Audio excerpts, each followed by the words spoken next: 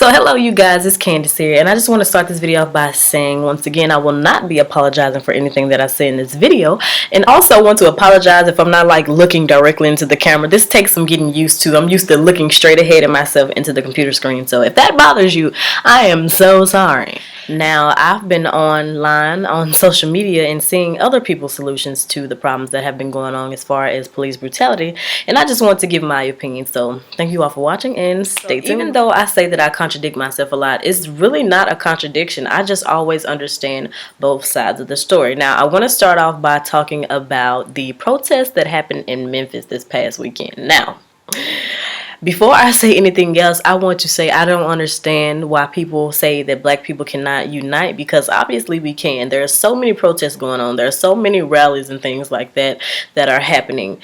And we're seeing that all over the news and all over social media. So black people can unite. So let's debunk that myth. However, so this is the part where I'm probably going to lose a few people, because I've said this on my Snapchat account, shameless plug, that I don't really understand protest. I understand candlelight visuals and memorials and things like that.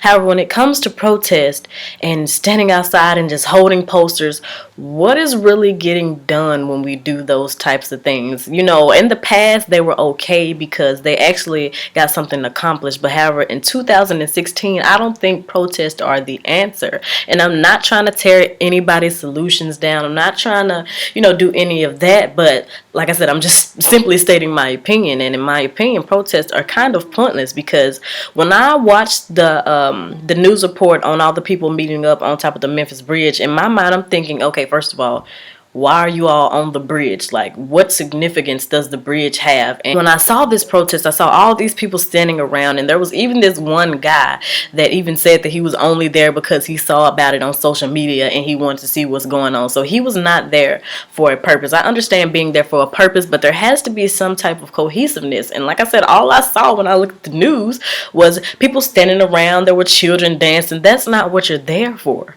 If you're going to meet up and do something, you need to have, first of all, a leader, and then you need to have an overall goal or an overall message that you're trying to give, that you're trying to spread. And I understand the message is justice and peace, but how are you going to go about getting that? Because standing on the street holding posters, getting shirts made is not going to help anything.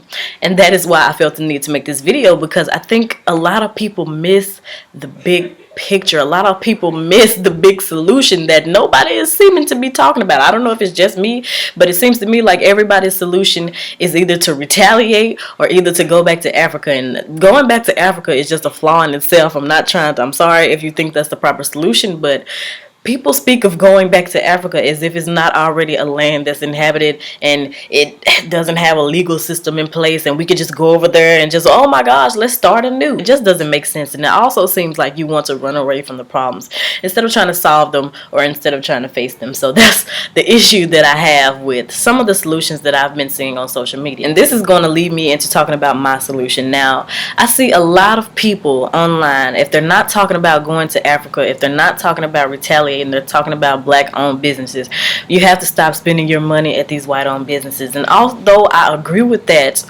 wholeheartedly, I'm telling you all, that's a great solution, but people speak of that as if it's the only solution. Like, I understand we have to stop putting our money into people who don't care about us. However, in order to start a business, what do you need? Education.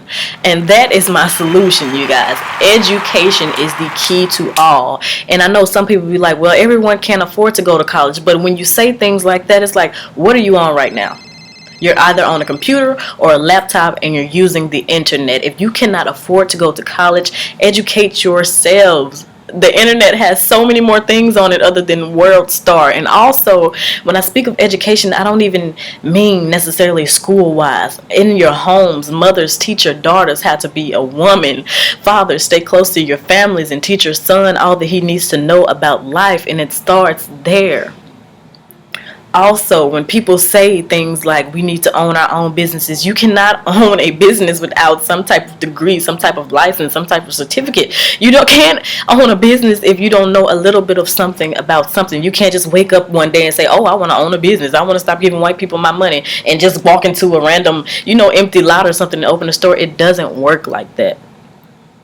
This is why I say education is the key. I'm going to give you all an example. When I went to Tissel Media like 2 years ago, and basically Tissel is where they allow different schools to come into the state legislature for a day, and you get to basically write laws, and you get to see how laws are passed and things like that, and you get to go inside of the courtroom and see how all of that works. And I can count on probably my hands and toes being a little extra, how many other African American students were there. So this is why I say, you guys, protests don't really accomplish anything in my opinion, because our voices aren't being heard in the right place. Inside of those courtrooms, can you guess how many black people there were? We need lawyers. We need doctors.